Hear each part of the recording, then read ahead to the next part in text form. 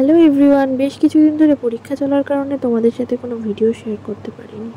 তো আজকে আমি ক্লে দিয়ে বানানো এই মা কালীর মূর্তিটা তোমাদের সাথে শেয়ার করব। যখন মা কালীর মূর্তিটা ক্লে দিয়ে বানাচ্ছিলাম তখন ক্যামেরা অন করতে ভুলে গেছি, তো তাই ভাবলাম এটা কিভাবে রং করেছি সেটা তোমাদের সাথে শেয়ার করি। মা কালীর মূর্তিটা আমি ছোট্ট একটা কুলোর উপরে আটকে নিয়েছিলাম, সরাসরি কুলোটার উপরেই আমি ক্লে দিয়ে সেট করেছি, আলাদা করে আঠা দিয়ে লাগাইনি। যদিও এই ভিডিওটা আমি বেশ অনেক দিন আগেই বানিয়ে রেখেছিলাম, শুধু এডিট করে তোমাদের সাথে শেয়ার করা হয়নি।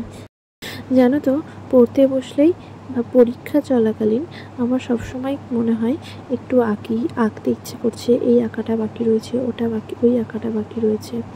জানি না তোমাদের কাদের কাদের এরকম মনে হয়, তোমরা অবশ্যই কমেন্ট করে আমাকে জানিও। ওইদিকে আমার মূর্তিটা আঁকাও কমপ্লিট হয়ে গিয়েছিল।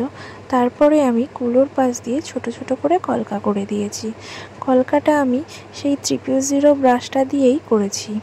আমার 000 ব্রাশটা দিয়ে কলকা করতে বেশি কমফোর্টেবল লাগে।